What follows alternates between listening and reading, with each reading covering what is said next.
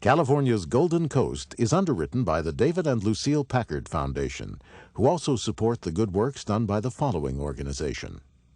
Hello everybody, I'm Huell Hauser, and here we are in the nice little coastal community of Dana Point in Orange County. Now we have been invited here to spend the day in this brand new educational facility, which is part of an educational institution that's been a part of life in Southern California for over 20 years now. Now they promise us that there is a lot to see and do here. This is going to be a jam-packed, fun day. It's early in the morning, we just got here and we're getting ready to hit the ground running. And of course this whole day is going to take place right here on California's Golden Coast.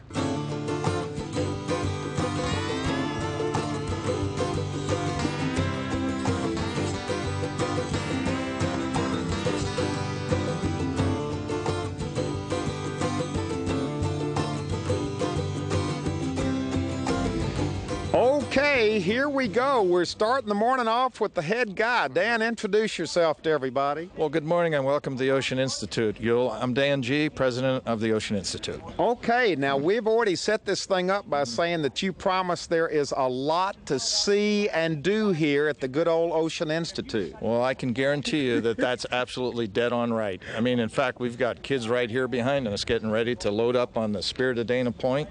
And we've got about 5 schools here today that are going to be studying anything from marine science in the laboratories and going out on power vessels and going out on the Spirit of Dana Point. So the deal is when you come to the Ocean Institute, be ready to be surrounded by kids all the time. Absolutely. We are so lucky because this is one of the happiest places in Orange County because we're always surrounded by kids. Now this place has been around for 20 years, but this is a brand new facility, so this really opens up new opportunities. That's correct. Yeah, the Institute started 20 plus years ago. We're having about 75 to 80,000 students come here every year.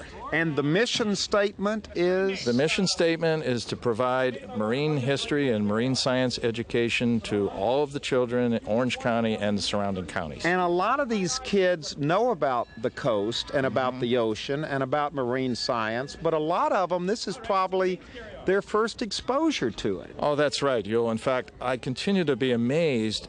Children that live in communities less than 2 miles from the ocean come here, and it's the first time they are tasting salt water. Right. Well, this is exciting. Now, these kids are getting ready to taste some salt water because they're going to be going out in just a few minutes on this beautiful old, this is a historic old ship. Yes, it is. Actually, it's a replica that was built in the 80s. It's a perfect replica of a Revolutionary schooner. And we were fortunate enough to acquire this vessel about 2 years ago. Wow. Right. So there's a lot of hands-on activity on the vessels for the kids. And there's a lot of hands-on activity in the, you don't want to really call them classrooms because they're certainly not traditional classrooms. That's absolutely correct. In fact, those are the key words about the Ocean Institute. All of our education is hands-on.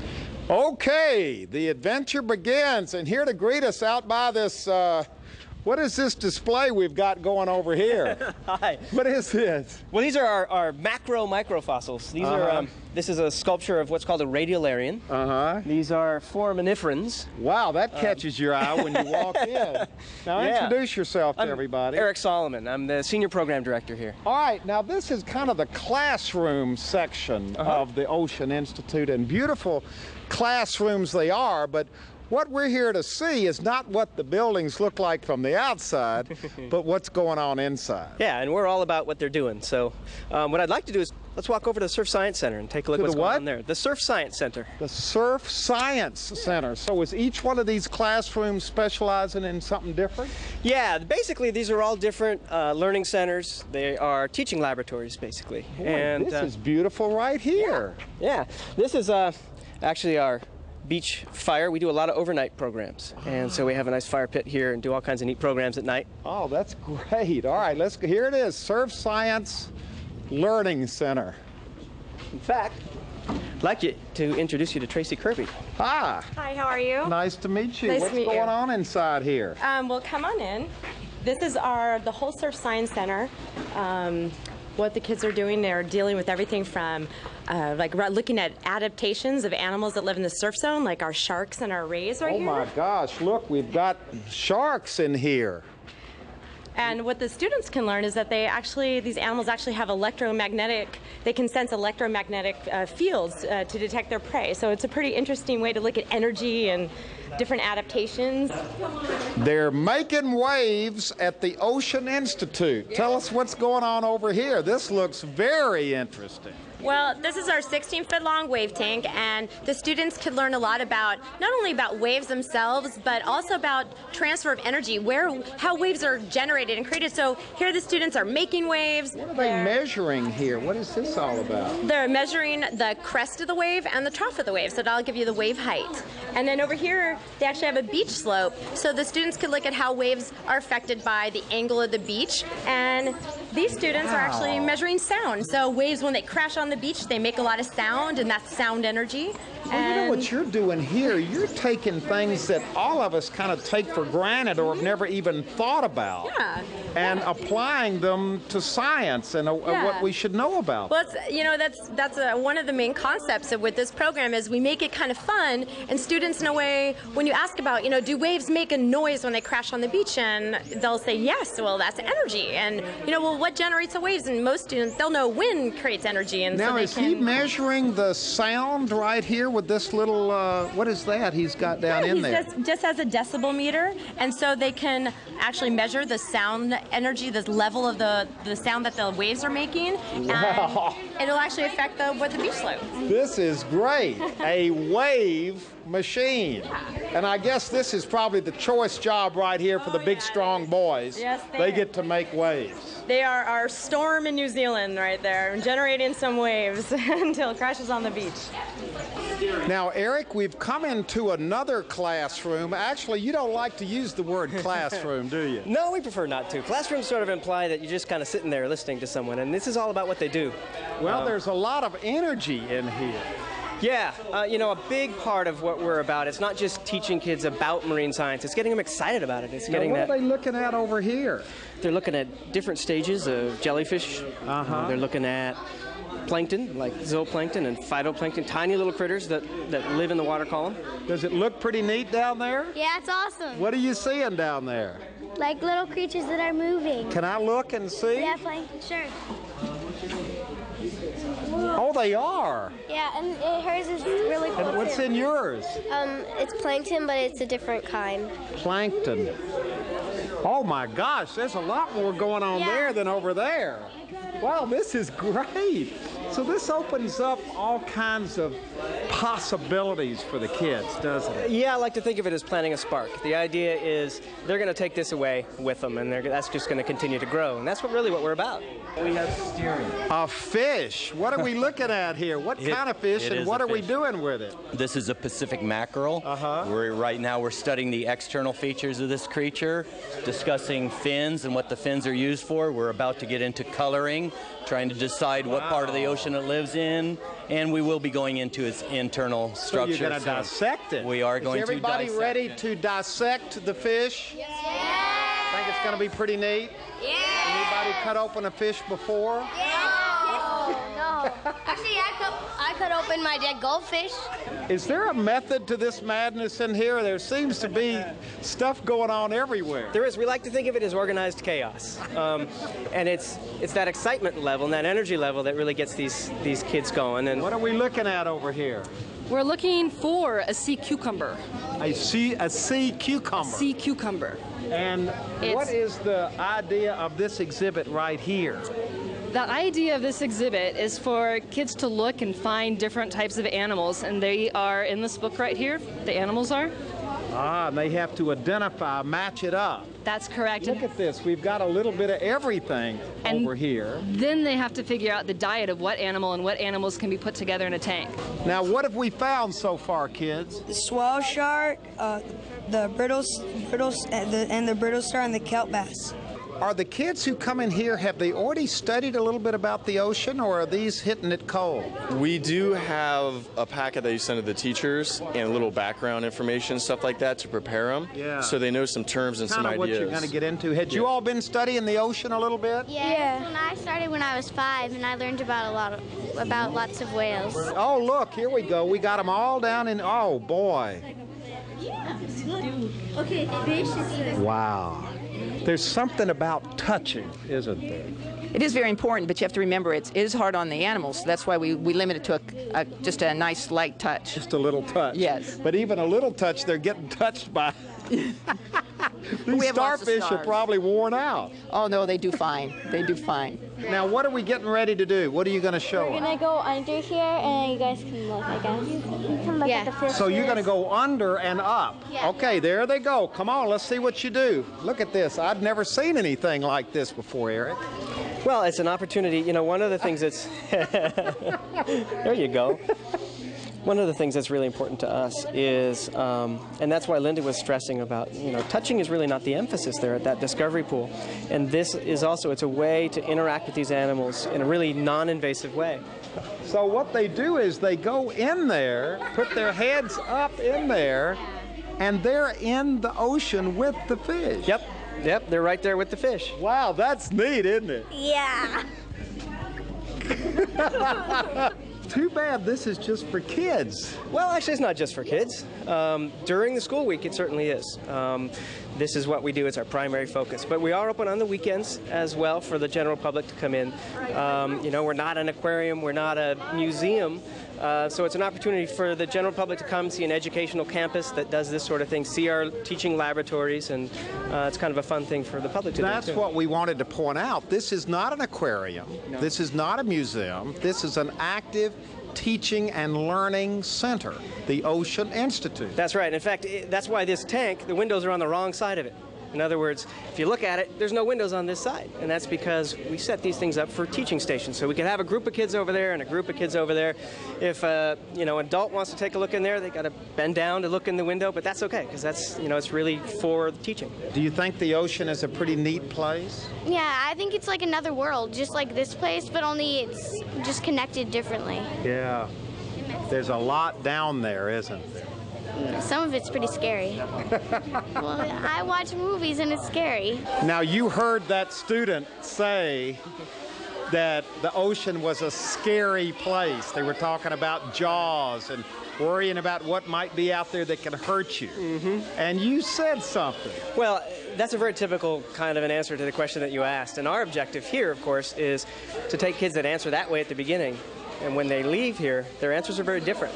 And it's a wonderful thing to see, actually, that transformation, and to see that what we did is went much farther than just teaching them, you know, scientific facts, but you sort of affect them at a deeper level. That the ocean is our friend, that Well, the ocean is an asset, that the ocean is something to be preserved. And that we're connected to it in very many ways. And what we do here on land affects the ocean, and the ocean affects us every day. And how fired up do you get as a teacher here, working with these kids every day? For me, it's exciting to see a whole bunch of young children that are willing to investigate, and they're curious and they have a lot of questions. So I could be teaching the same thing over and over again, but to see the differences of how children learn and how excited they are about particular things. And So when it's- they come in the morning, do most of them come in not knowing very much about what's going to happen to them that day? So you're really, in many cases, working with a blank slate and helping to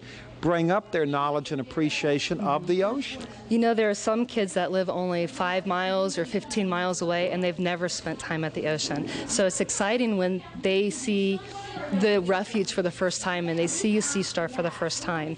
And then there are children that have spent their whole time at the beach, and yet you can still teach them something. Well, aren't all of us guilty of that, though? Not seeing what's around us every day? You know, it's easy to take the ocean for granted, and you really have to take the time to go out there and experience it and sit down by the rocks and really listen to the waves and look at the animals that are there. And the idea is when they leave here, they'll never see the ocean quite the same way again.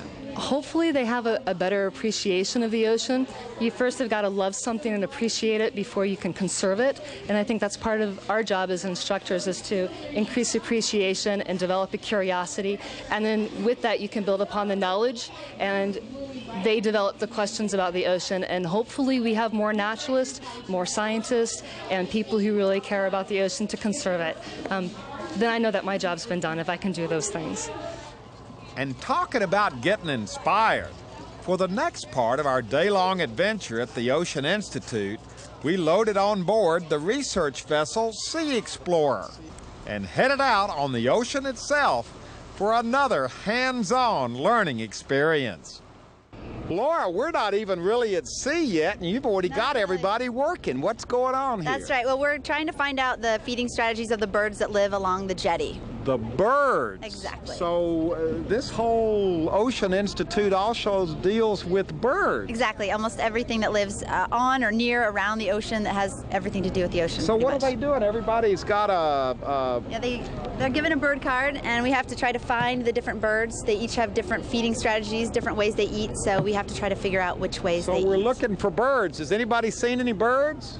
Yeah. What have you seen? We've seen the brown pelican. The brown pelican? That's all I've seen. That's so all. far. Well, we got a lot on the bird card here. That's right. How many can you see right out here?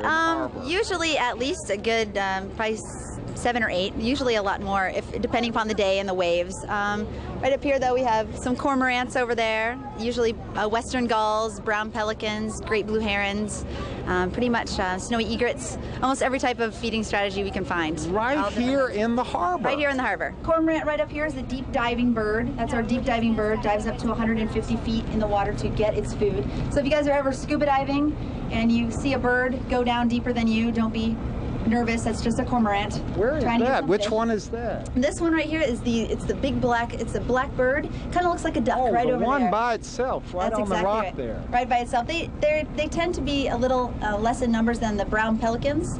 And also we have our western gulls. Does anyone see a western gull out there? A lot of people like to call these what? Seagulls. That's right.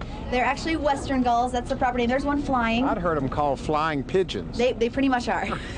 Like flying pigeons.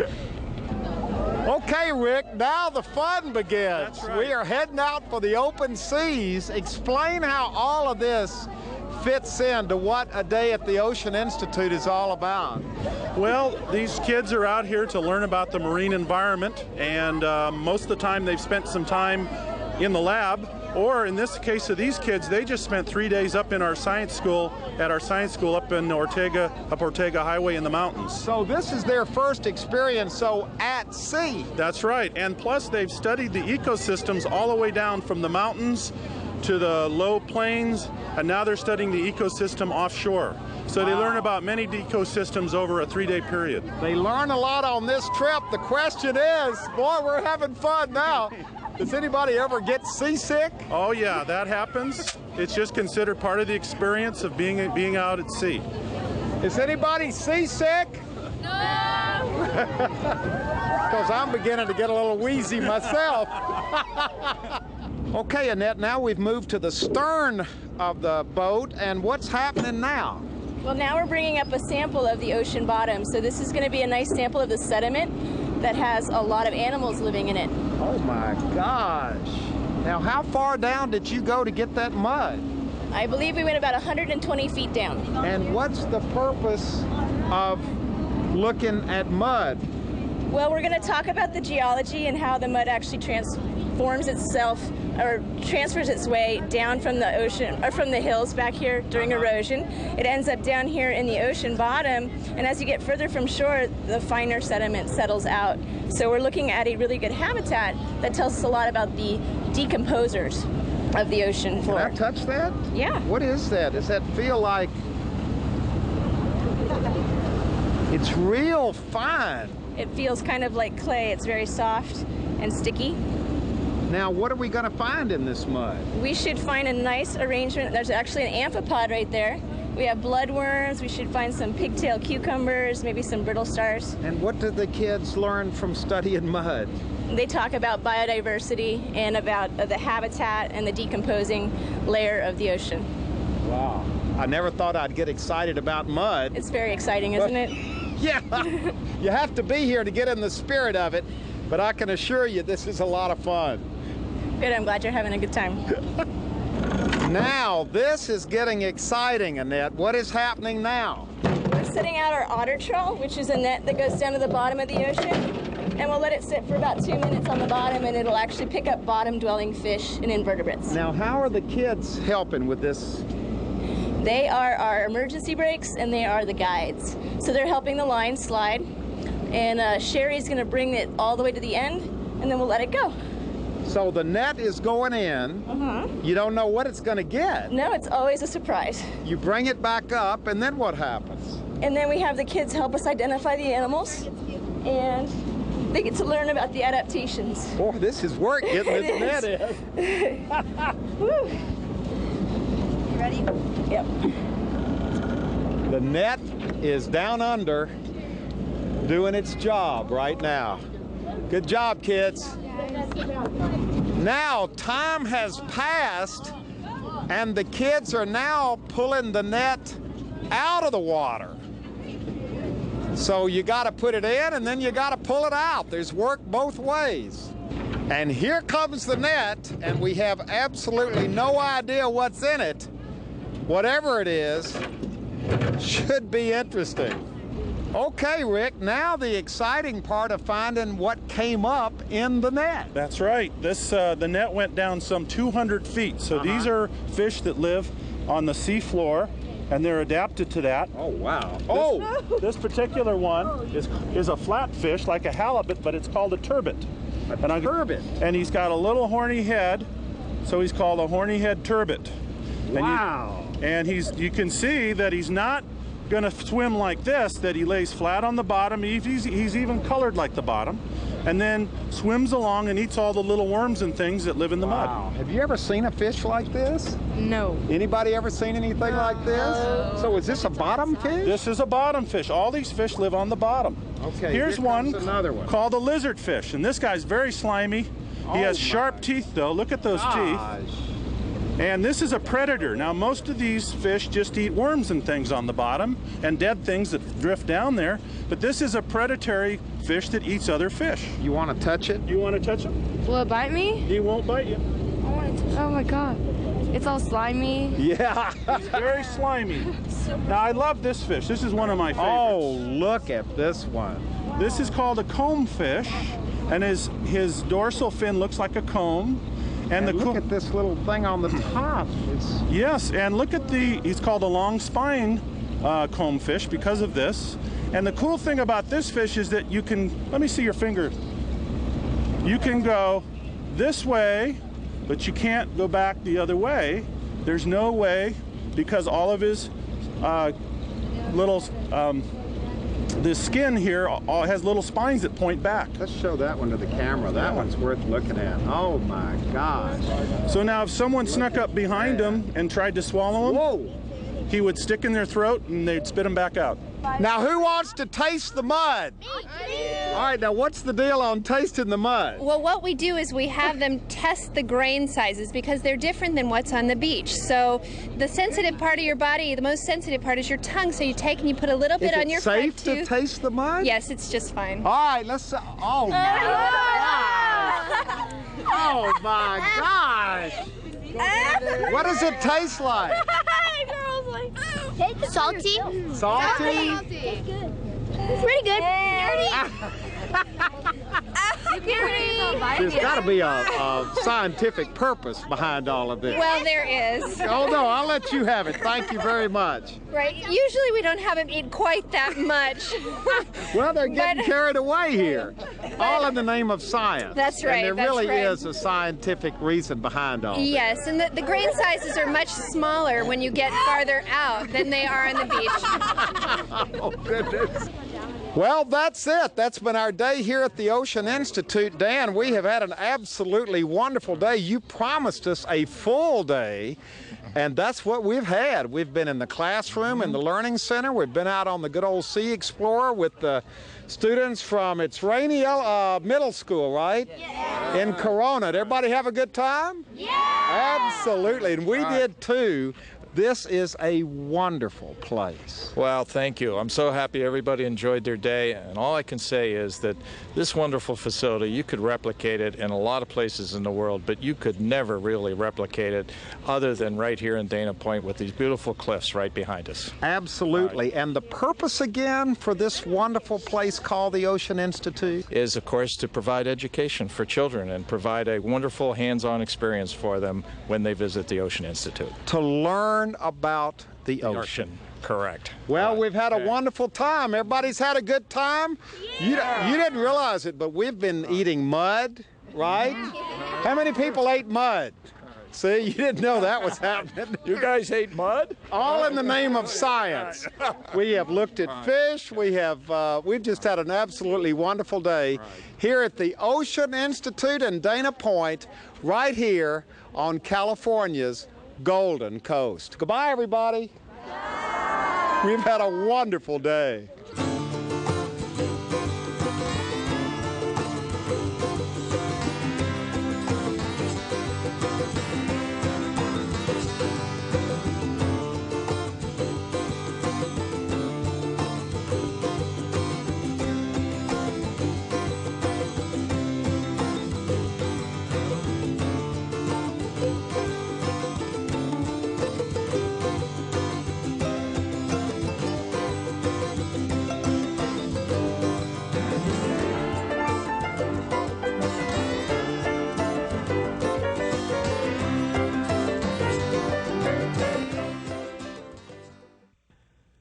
California's Golden Coast is underwritten by the David and Lucille Packard Foundation, who also support the good works done by the following organization.